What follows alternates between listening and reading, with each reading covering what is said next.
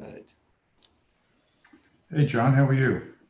I'm good, sir. How are you? You know, everything's good, thank you.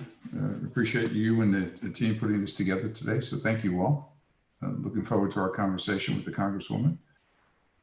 You've met her, Yeah, and she has become a go-to for us in terms of being an ASME champion. And now we had originally had invited her to Midtown, to our Midtown offices, yeah, and we obviously pivoted.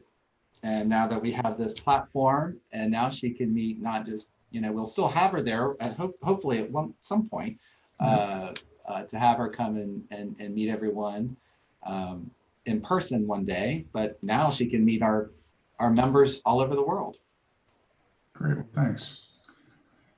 And I see you're in the offices in DC. How are things there today? Still quiet? Very quiet. The office is, I obviously have permission to be here. We have to be very careful about that. And I wanted to make sure I had connectivity and, that I wouldn't have any distractions at home, like garbage trucks and construction. Hi, Hello. how are you? I'm good. How are you, Congresswoman? I'm hanging in there like everyone else, right? Isn't that the truth? Isn't that the Right. truth? Oh my goodness. May I Right. ask where are you today? So I am in my home on Long Island. That's awesome. Yeah. And joining us is my CEO, Tom Costabile. So we're very excited. How are you again? Good to see you. How are you? Please call me Good. Kathleen too. Thank you. Being a dyed-in-the-wool New Yorker, we just recently moved to Texas due to our first grandchild being born. So, Oh my gosh, yeah. that's wonderful. So Where I in do Texas? just outside of San Antonio, So what's COVID doing there in that part of Texas? where we live in what's called the Hill Country. You wouldn't even know that COVID existed. Really? Yeah, and Wow. we're fortunate because the governor took a very quick approach to it. The local judge, they've taken a very common sense approach towards it. So thankfully, we've only had a handful of deaths, Wow. and it's been okay. But it's floating back and forth to New York. I will tell you, Kathleen, I'm trying to blend in like my cousin Vinny. It ain't working. Oh my gosh, that's hilarious. It's But wonderful. do appreciate you spending some time with us today. Thank you again. Our offer still stands. We'd love to have you in the offices once we're open. Great. We're looking at an early August return. Oh, Um, wow. yeah, and quite frankly, we transitioned so quickly with a little over 400 people transitioning to work from home in a 4-day period. Um, I've been very, very pleased with the turnout. We haven't missed a beat as an organization. If anything, we're all working way too long. So Wow, that's it's Yes, great. I can attest to that.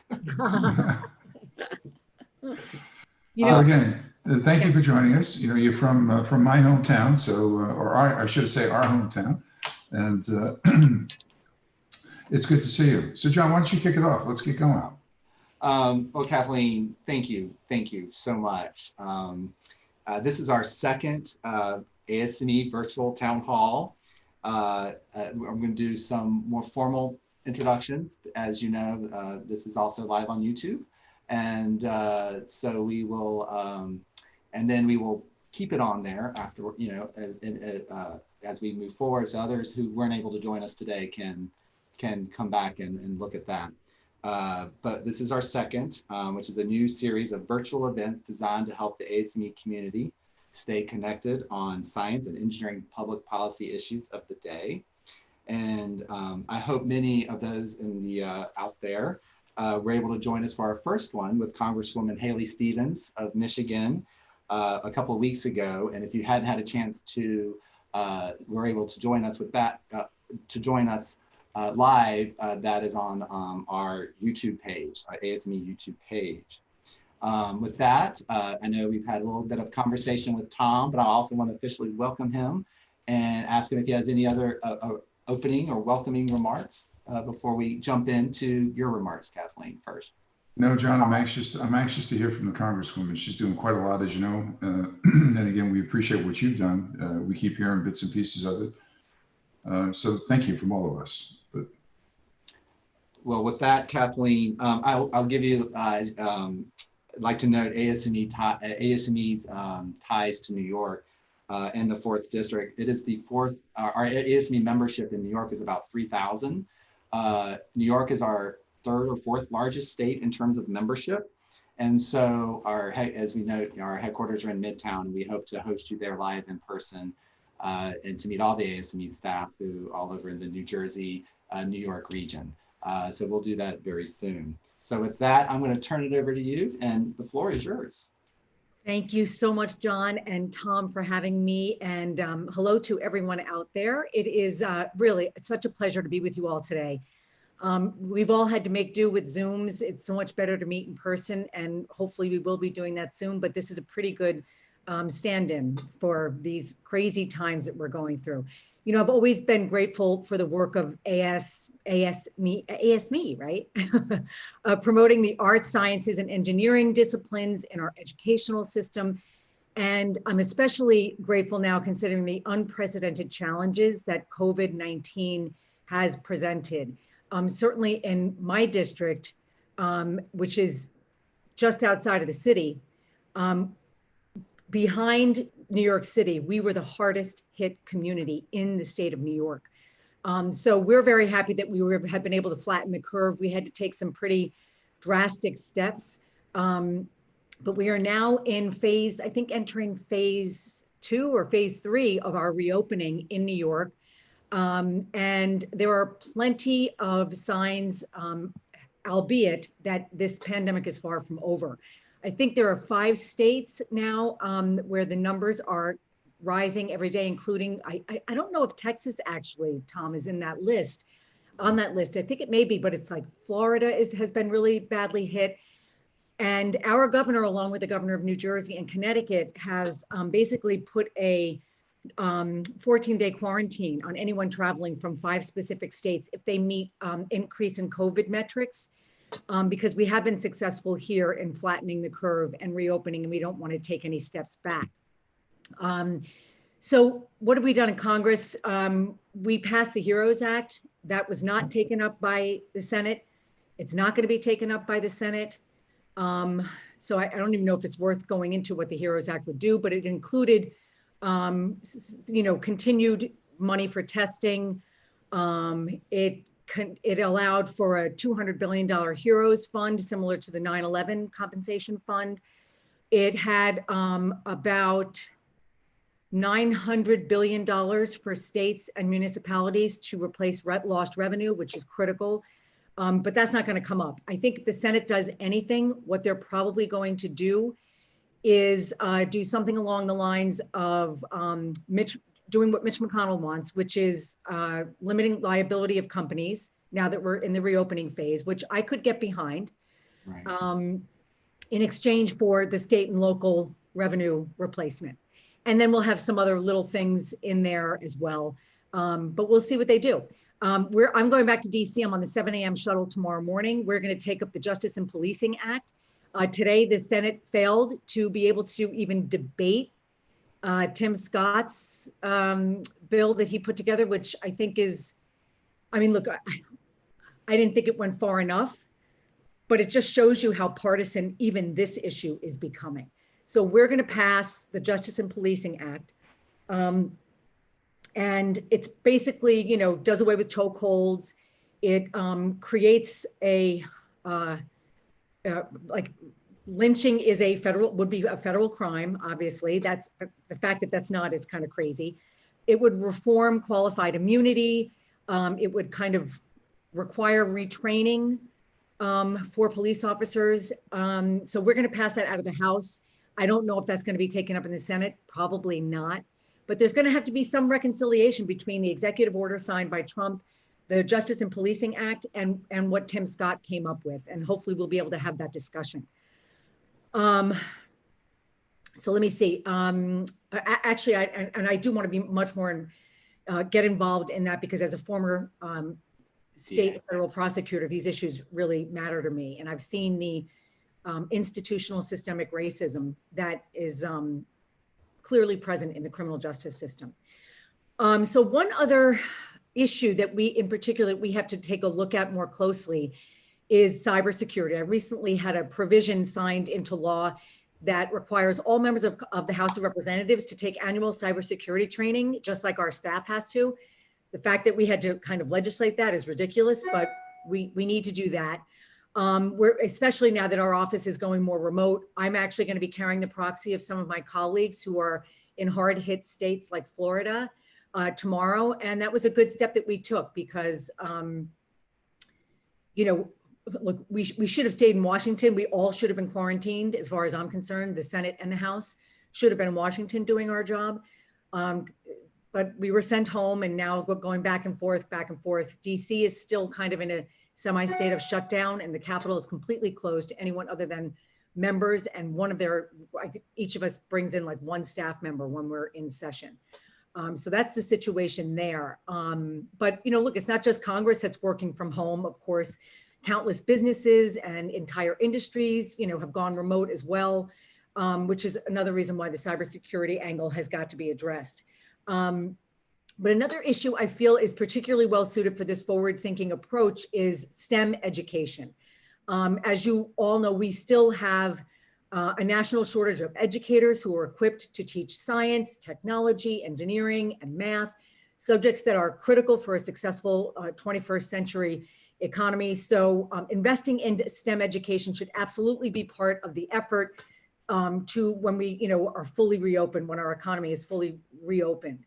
One of the things, I shouldn't say one, but in addition to the disparate outcomes for people of color in the healthcare, how COVID affected people of color, it's also clear and indisputable at this point, the disparate level of education and criminal justice and healthcare for people of color. And it's time for us to have that conversation now.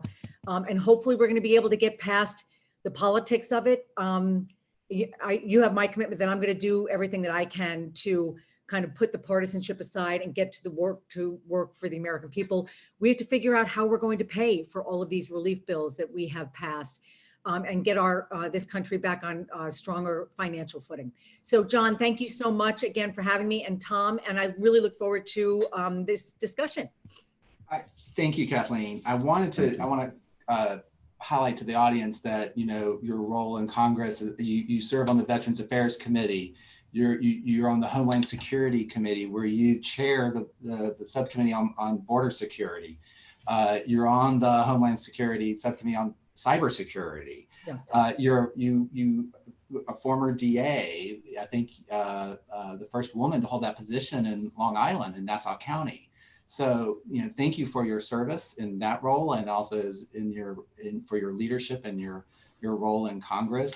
And I know you and that you do work very bipartisanly, in a bipartisan manner. I have seen you in action with your colleagues like John Katko and others, you know, and that you do reach across the aisle. And as a nonpartisan or nonprofit organization, it is very important that, you know, that we do so as well, and we work with champions like you that recognize the importance of that. So thank you very, very much.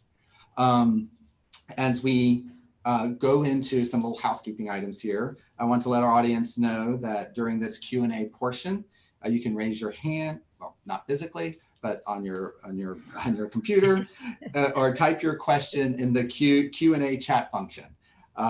We'll unmute you and let you know that you have the floor. As we're letting people get their thoughts together and raising hands on their computer, talk a little bit more about the day-to-day operations, because I think people, like, we're all pivoting, and I think people are very interested, and it changes day to day, and I live it every day, but how Congress is actually, how are you working on your committee hearings and working across, you know, having these conversations that you would normally have, like on the floor when you vote, or, you know, your caucus meetings, you know, how, just sort of the day to day, and working with your constituents too. Yeah, so it's been, so for my colleagues and I doing our job, it's been very, very difficult, obviously, because there are no in-person meetings. I'm part of a bipartisan working group that met every week. We're not, well, we're doing that online, but it's not as frequent. You really have to, and I've tried to make an effort to reach out to colleagues on both sides of the aisle just to check in, see if they need anything, what can we work on together. There's a group of us bipartisan on both sides of the aisle who are working on trying to make sure that any future relief bill contains first steps for us to begin to figure out how we're going to pay for all of this and address our entitlement system and our revenue, where we're going to get our revenue from. I mean, these are real just big, huge discussions that we're going to have to face as a nation. And so, you know, like everyone else, we've been kind of doing it Zoom-like. As for my constituents, I have weekly calls with all of my small business owners. And I've done this from the beginning of the PPP program to walk them through that program. And I have someone from SBA on the call to help answer their questions. Now we're all kind of, now that PPP is winding up on June 30th, we're all kind of, the small businesses now need help kind of navigating how they figure out the paperwork so that they can have their loans turn into grants, which is critically important for a lot of these businesses that really are not in a position to be able to pay back this money. Because a lot of my, you know, I have a lot of seasonal businesses who are not going to come back 100% now that we've, you know, the economy is not like a light switch. It's more like a thermometer, right? You kind of dial it up, dial it down. So, and then I've got I have weekly calls with people like NAACP, the clergy in my district, the CEOs of the hospitals, like just checking in with everyone to make sure that they are set, that we are reopening in a safe way, that testing is increasing and continuing, and that we are, you know, trying to do our best to stockpile PPE for the what looks like an eventual second wave of this virus. I mean, we can't even, health experts can't even tell us that if you were COVID positive, like my brother and his husband were, and you recover, if there is a second wave in the spring, in the fall, are you actually, do you carry an immunity to it? Or is it gonna be a slightly different virus? So all of these things, and obviously, when are we gonna get a vaccine? How is that going to be, how much is it gonna cost? How are we going to distribute it? I mean, these are really big questions, and I'm hopeful that, you know, the Dr. Fauci's of the world are talking about these, even though they stopped doing the, you know, their weekly or actually daily briefing, unfortunately. So these are a lot of big issues that we're going to have to face in the future. But the education piece, I mean, I'm on the phone every day trying to figure out how we can get computers to kids, laptops, tablets to kids, because they are falling way behind. They've been out of school since March. They were already behind the 8 ball in certain districts, in certain school districts in my congressional district.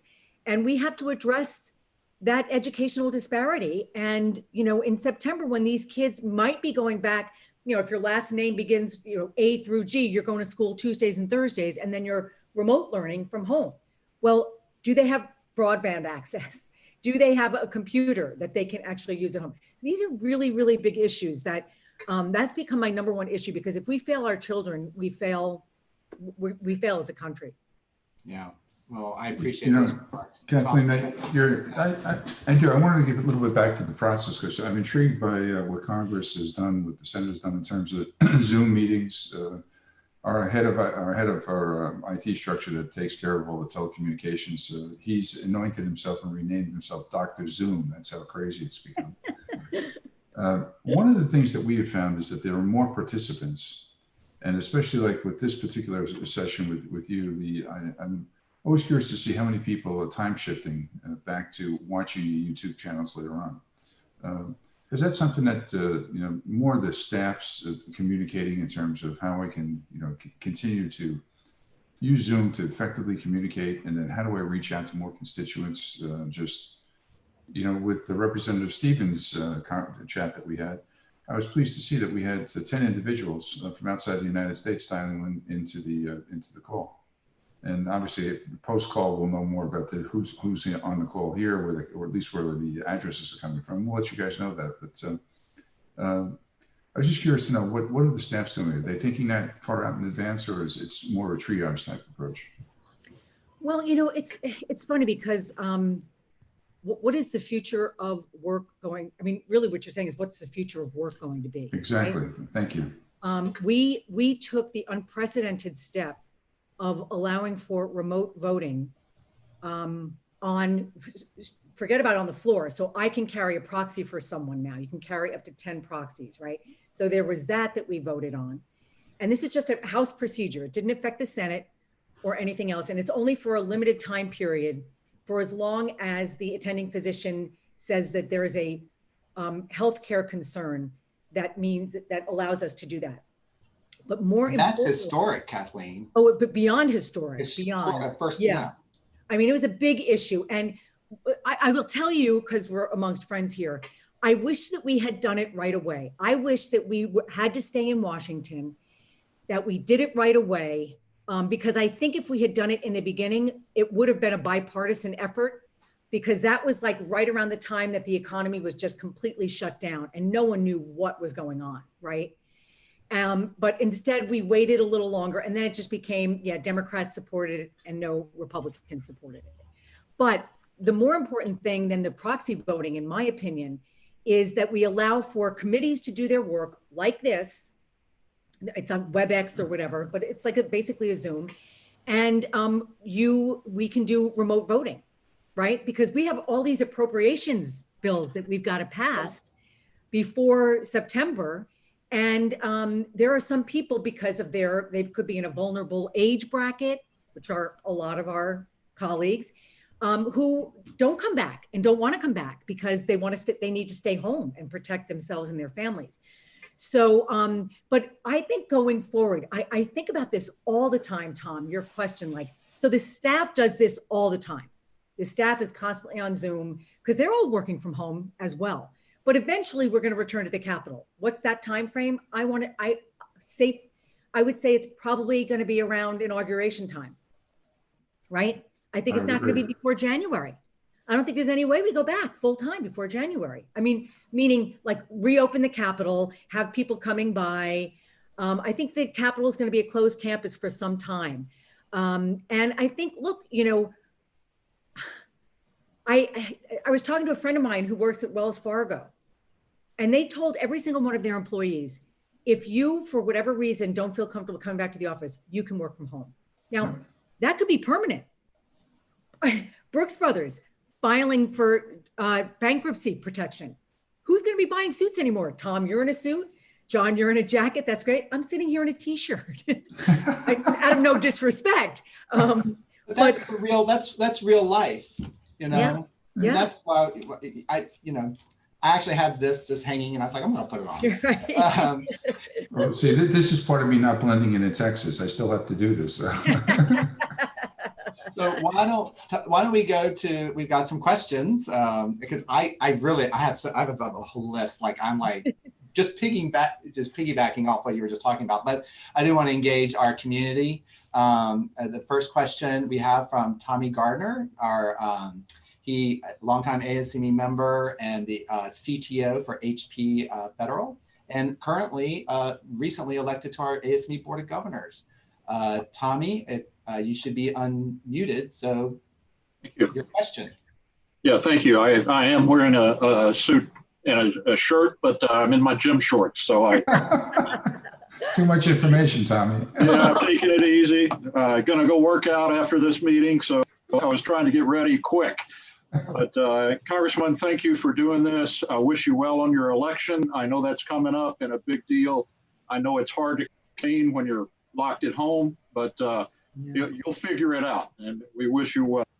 I've got a question on cyber policy, and I know you're working with DHS, so I'll give you a DHS example. When I was in the Navy, I ran major programs, and we were taught you choose between cost, performance, and schedule, CPS. and you trade off cost, performance, and schedule to get the best value for the government. Today, you've got cyber involved. And cyber, in many respects, for many missions and many government organizations, comes before cost, performance, and schedule trade-off. So the question I am going to tee up is what does the government want in cyber? Do you want the best tools on the market, or do you want the lowest cost provider? And the example of DHS is, having been briefed on all the latest innovations, was we love these ideas, but no one else has them, so we can't compete. We need to compete at the lowest common denominator. And that provides second-rate cyber. The question is that what the government really wants or really needs in that area? That is a really, really good question, Tommy. I think that one area that we cannot afford to be tight with our money with is cybersecurity. But I will tell you this, and this might sound like an overly political comment, but this administration is loath to consider anything cyber related. That's just a fact, okay? Whether that's because the Russian whole, how they use that sphere to affect elections and stuff like that. So that's number one. DHS, I get very, very frustrated with the DHS and specifically TSA, because they're in this battle with Clear on making it difficult for Clear to make it easier for people and safer for people to travel, because they have all this great technology and TSA doesn't. So there is kind of a reluctance, but now, John, you mentioned John Katko before, a great friend of mine. I love him. We are really tight. He and I are constantly trying to find ways to modernize our governmental agencies, but it's very difficult to do that now when most of the agencies are have no head or an acting secretary in the position. And so it's very difficult for them to actually engage in any kind of policy initiatives. So I'm hopeful that, and to say nothing of the fact that this administration believes in kind of trimming the fat of the government dole, right? So they pride themselves on saying we have the fewest number of federal employees ever, and they cite that as something good. It's very difficult for DHS to attract really good technical people because they're all going into the private sector because they pay more. So, I don't know if this is if I answered it, I wish I had a better answer, but it really is a policy choice that this administration is making, and it's too bad. It really is policy, and hope that you're able to do something in the House to affect that policy. Well, so I'll tell you who a good partner is, Tommy. Chris Krebs at CISA. He is spectacular. Spectacular. I worked with Chris on the Homeland Security Supply Chain Risk Management Task Force. He's impressive. Isn't he? I can't tell you. He is I have been so impressed with him. He does not let politics play a role in anything that he does. He just wants to produce a superior product. Yes. And this is one of the other issues, especially with cyber. There's this love-hate relationship that the federal government has with private sector companies. It's just a fact. They kind of put it under the thing of, well, we have to protect national security interests. I go, guess what? They know what we're talking. Who are you kidding? They're well aware of the issues that we're facing from a national security standpoint. And we have to have a more robust partnership with the private sector, especially in this universe. But again, there is that hesitancy because, it's like I'm being proprietary about my intellectual property, if you will. Oh, excellent answer. Thank you, Congressman. Thank you, Tommy. Thank you, Tommy. Let's go to our second question from Susan Brown, another long-term ASME member. I believe academic out of Michigan, not at the University of Michigan, but Susan, I believe you're unmuted now. Yes, hi, thank you very much.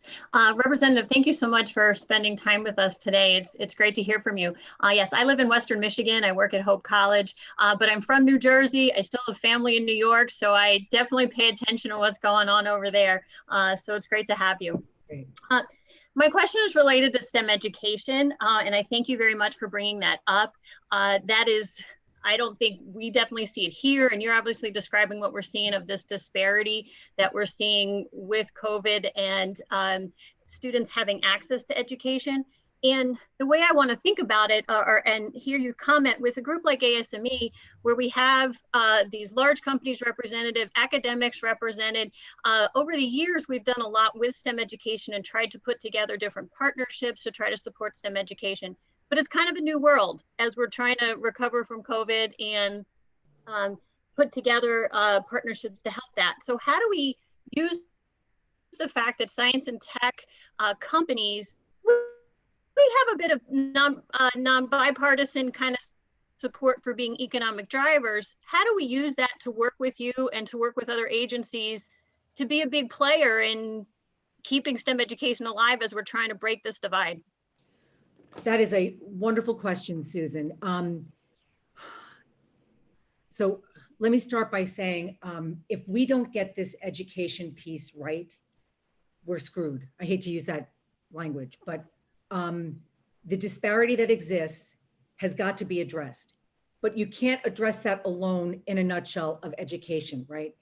STEM is so incredibly important, but so is how are we going to reskill a population as well?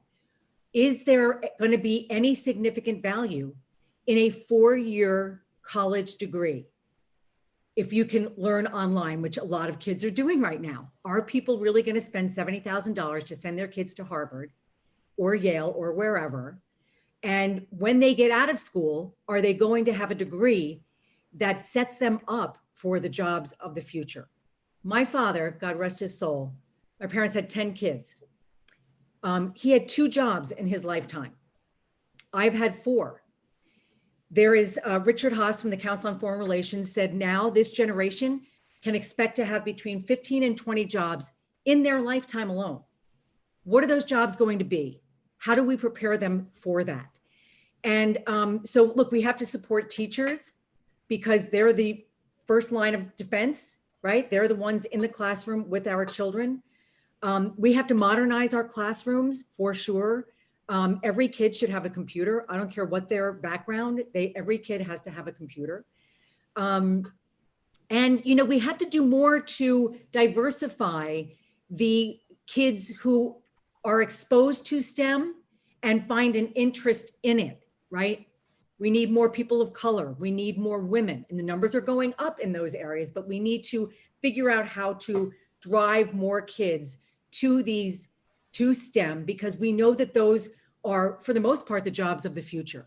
I have this conversation with my union friends all the time. I say, you can sit there and kvetch about China all you want, stealing our jobs. But guess what? You have to figure out a way to reskill your members and get them ready. Some of it is, yes, jobs are shipped overseas, but one glaring issue we have that was exposed during this COVID thing is our supply chain, right? It was really frightening to find out how much we rely as a country on other countries for basic needs. We had to get all of our PPE from China and elsewhere. We can never be that reliant anymore. So there is a level of, can we bring some of that manufacturing here back home? And how else do we divert to the extent that we cannot create or manufacture what we need, diversify our supply chain so we're not reliant on only 1 or 2 countries. So that goes a little past the education issue, but I would love to work with ASME on this issue because we have to figure out, we don't know what a lot of the jobs of the future are, but to the extent that there are jobs that are unfilled, they're all in the technology, engineering, all those fields. So we have to figure out a way to influence the curriculum to encourage more kids to go in that direction as an educational choice. Well, thank you for saying that. That was hopefully part of seeing this, that with the HEROES Act, that state money will go into that, because education is so funded locally that I know here, that's one of the biggest concerns of the money that the state lost is what's going to be lost to give to the school districts that now have to be the ones that buy the computers and buy the hotspots for the students. So Susan, I hope at the national level, you're seeing that. So this is the point that you just made, Susan, is exactly why we are fighting so hard to get the federal government to send money to states and municipalities to replace lost revenue. For New York State, our lost revenue is going to be between 50 and 60 billion dollars. And Susan, you hit the nail on the head. Guess what's going to get cut? Education dollars are going to get cut. I mean, the teachers, I speak to all the superintendents, they are freaking out.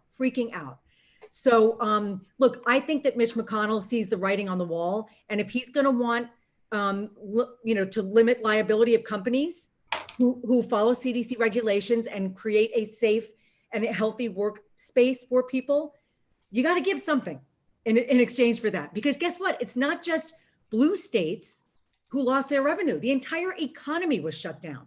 Every single state, regardless of whether you have a Republican in your state house or as your governor or a Democrat, they all lost. So that's how I would, if there's going to be another relief package, I think that's what it's going to be. It's going to be the liability. Mitch will say, I'll give you this for that. And it's going to be those two things. I will totally support the liability limitation if it means getting that other money for states. I mean, come on. And by the way, the limiting the liability, it cannot preclude you from being able to punish bad actors, right? But right now what we have is a mishmash of states doing their, addressing the liability issue on their own. What do you do with companies who operate and do business in 5 different states? How's that going to work? There has to be a federal standard when it comes to that issue. Thank you so much for your time. Thank you, Susan. Kathleen, I think you hit, I was like, oh my gosh, you're writing down everything. Like ASME is doing so much now in a lot of the spaces that you just mentioned, especially on the education front, working with curricula, working with academics, our K through 12 programs. I mean, we have a whole, we get it. And we're trying to innovate, and we've been responding to COVID in various ways. And we've been this go-to organization from the other agencies in the federal government, like FDA and NIH. And, tomorrow you mentioned, the supply chain. We're putting out a white paper on that particular issue, just based on what we've been seeing, and we'll loop you in on that. Oh, will you please? I'd love to see that. And tomorrow we're doing a congressional briefing, a virtual congressional briefing on that specific issue. We'll have some experts. Your staff will be invited, and so I mean, we're doing a lot in that space, but can't do it all, like you said. So so look to that. We have another question that I'd like to bring in from the audience from Columbia University. A professor there, Sunil Agarwal. Are you available? Are you unmuted? He's also an ASME fellow. Well,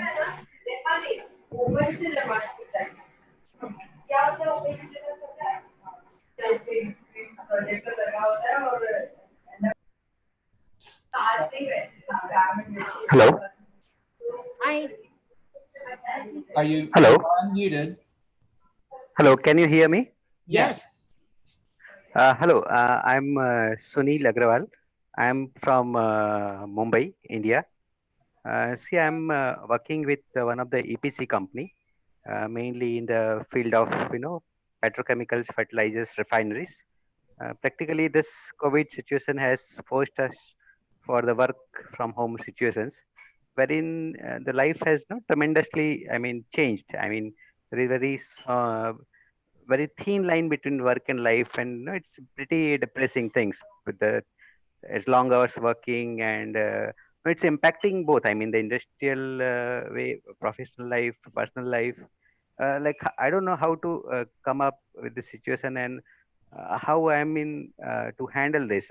Of course, my question may be a little bit irrelevant in this forum, but just thought of to share with you because of this is the same situation being faced most of the people. So how to come up from this particular challenging time and what could be helpful to come up? Could you just guide us and throw some lights on it?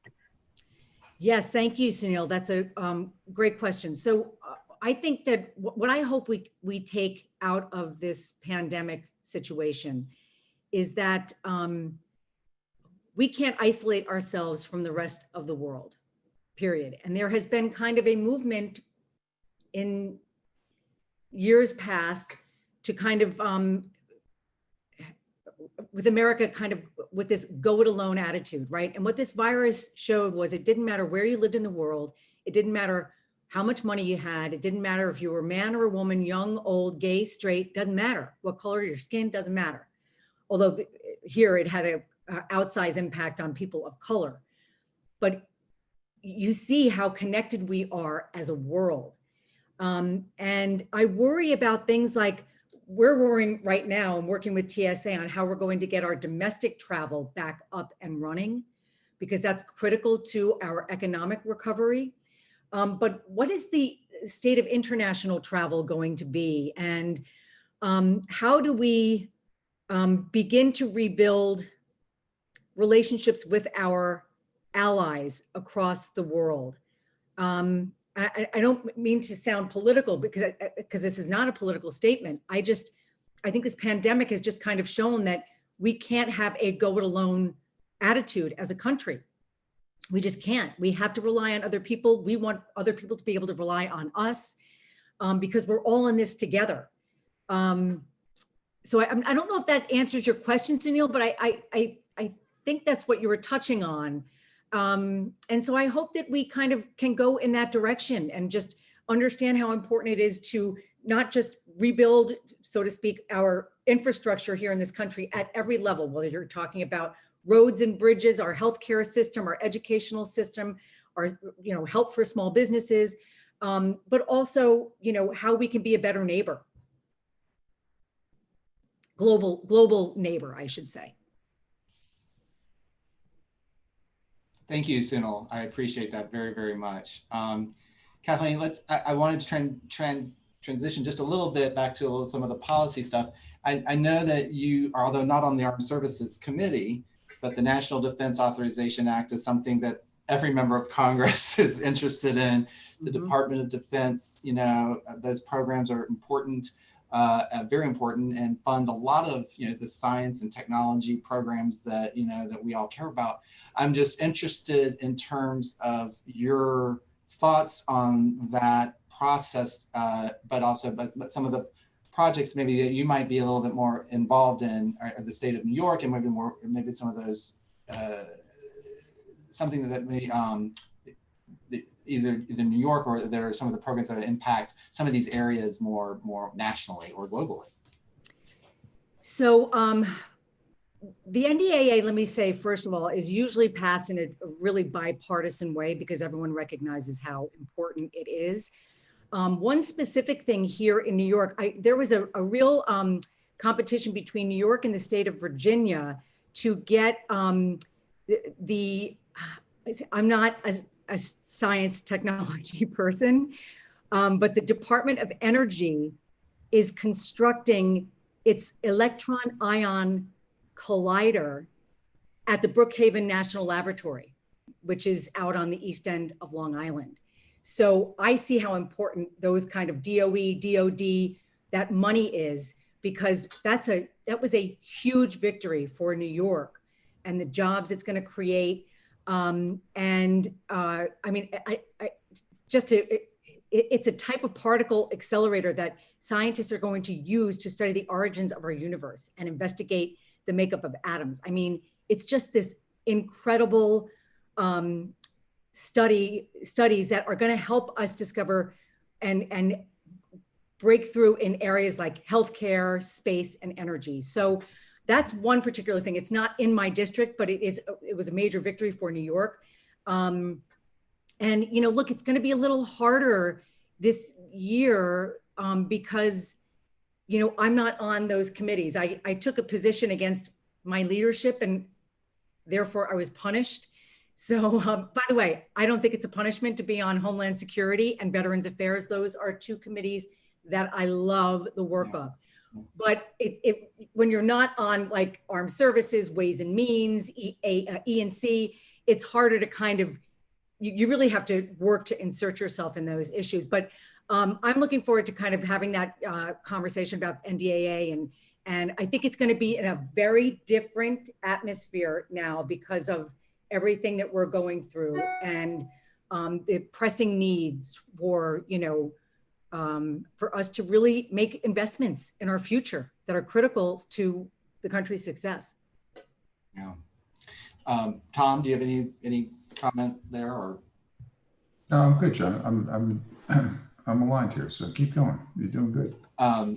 So Kathleen, again, I'm going to pick up on some of the things you've mentioned, a lot of good stuff. Back to Homeland Security a little bit. Huawei's been in the news a lot. And with AI, you know, the 5G issue, there's, you know, around the standards piece as well and their involvement. So how is the committee and your work, you know, what is the committee's approach and maybe your philosophy around that engagement around Huawei? And I mean, you brought up China earlier, but I'm just, you know, you brought it up, so I wanted to sort of piggyback on that. So one of the things that has been very difficult for us on Department of Homeland Security is getting people in to testify from this administration, especially on issues like Huawei. I mean, the 5G issue, I wish more people understood how important and critical that is. But you know, this administration has taken a very kind of roller coaster approach to Huawei and, you know, the whole 5G development and things like that. So we haven't really been able to do, I shouldn't say that much, but really have not been able to do that much in that area. But, you know, this is an issue that matters very much to the chair of Homeland Security, Benny Thompson from the state of Mississippi. He's a great chair, but we have really kind of been, one of the real big downsides during this whole COVID thing is the lack of oversight that we have been able to do. Okay, so I mean, we were always talking about Huawei last year and leading up to this year, and then all of a sudden you're like, the pandemic hits and we're not even talking about that stuff anymore. Yeah. And so that was why it was critical for us to be able to do our hearings remotely, because we need to have this oversight, where the money's going, how are we going to keep China in check? How are we going to oversee? I mean, look, one of the issues that just really was so disturbing to me was that that Turkish bank that was, you know, being investigated by the Southern District of New York, and that they took that U.S. attorney out because of those cases. I mean, that is so disturbing that, you know, that was what Erdogan wanted, to protect Halkbank. And Trump told him, I'll take care of it. I'm going to get rid of that prosecutor, and Barr fired him. We should all be worried about that kind of behavior. Foreign policy being used as a way to promote your own personal and political fortune. So kind of went off a little target there, but it's a really crazy time right now in terms of, and I'm not saying that we should be the world's police, but we have to have some level of integrity when it comes to calling other countries or other countries' companies out on stuff like this. And this has just been a very anemic response from this administration in those areas. Thank you, Kathleen. We do have another question from our audience. Andy Bicos, a long-term ASME member and worked at Boeing for many years and is on our board of governors. Andy, you should be unmuted. Hi, can you hear me? Yes, sir. Okay, great. Thanks, Congresswoman, for taking the time today. My question is, other than hopefully a follow-on package to the CARES Act, as you talked about earlier, and some appropriations, hopefully most appropriations bills, is there going to really be anything more done this year? It's an election year, and traditionally, Congress does not do much during election years. And so, do we really see anything happening before the next Congress? I think there is the potential for some kind of infrastructure bill. Next week, we are going to be considering an infrastructure bill in the House. Mitch McConnell has basically been like, yeah, non-starter, but the president is absolutely desperate to have a legislative win. And so I think we might be able to take advantage of that if both sides kind of compromise. But we need to put, we have to put the country back to work. And we need, what this pandemic has exposed is that we have a very weak infrastructure. Whether you're talking about a lack of broadband for education purposes, you're talking about roads and bridges, so keeping up supply chains. So I'm hoping that we might be able to do something with infrastructure. You make a very good point, Andy, that if there was no pandemic, I would say, guess what? We're in the political silly season. Nothing's going to get done between now and November, right? Actually, I would have said that from January in an election year. But strangely enough, I think this has kind of put a focus on the whole issue of infrastructure. And you have a president who prides himself on being, whom I personally know, by the way, and full disclosure, he used to support me when I was DA, financially support me when I was DA. So I don't have any personal animosity whatsoever. And I said from the very beginning, if this president comes up with an infrastructure bill, I want to do my best to be able to support it. So we might have an opportunity there because, look, if the president can get behind it, then Mitch McConnell's going to follow that. And so I would say that is our best hope for additional legislative action before the election. Yeah, that would be great. That would be great. I mean, I was on the Hill as a fellow working for Tom Reed, and with the Problem Solving Caucus did a infrastructure proposal while I was there. So yeah, this has been kicking around the whole Trump administration. Would be great to pull something like that off at this time. Yeah. I mean, they take advantage of the fact that he needs a political win, because all I care about is a win for the country, right? And an infrastructure bill would be a major win for the country. Great, thank you very much. Thank you. Thanks, Andy. I'm going to take the point of personal privilege, if Tom is okay with that, my boss sitting there. Please proceed. To ask the last question as we need to wrap up here. And then I'll turn it over to Tom, and then we'll have some closing wrap up. Kathleen, what should ASME be doing? What can we do to help you? What is for an engagement? What can we do? What should we be doing? In this time, we're looking. We've pivoted, as Tom said. We are engaging our stakeholders. We're engaging with policymakers. We're engaging globally, but we can always learn. And so I'd love to know, what can we do to be helping you advance some of these critical issues to the science and tech community? I know, so I just I'll leave that open for your response. So I'm reminded of what my parents used to say to me: if it ain't broke, don't fix it. I think you guys are doing an amazing, amazing job. You are in this critical space. I would just look, I would encourage you to reach out to as many of us, there are 535 of us in Washington, policymakers, as possible. I'm looking forward to seeing what your paper tomorrow. I want to learn from you. I always have an open door. Yes, you do. you have to. I mean, that's my job. But I think just continue to do more of what you're doing. Be a resource for policymakers in Washington who, act like they're experts in everything, but basically aren't. So we need to rely more on groups like ASME. We need to have more of this public-private partnership going, because we are all in this together. So I mean, that's what I truly think, that you guys do an amazing job. And I'm looking forward to doing more with you, because there are so many issues that you are in the space that needs the most reform right now. And we're going to get, having you as a brain trust for us in Washington is a big win for us. Kathleen, thank you.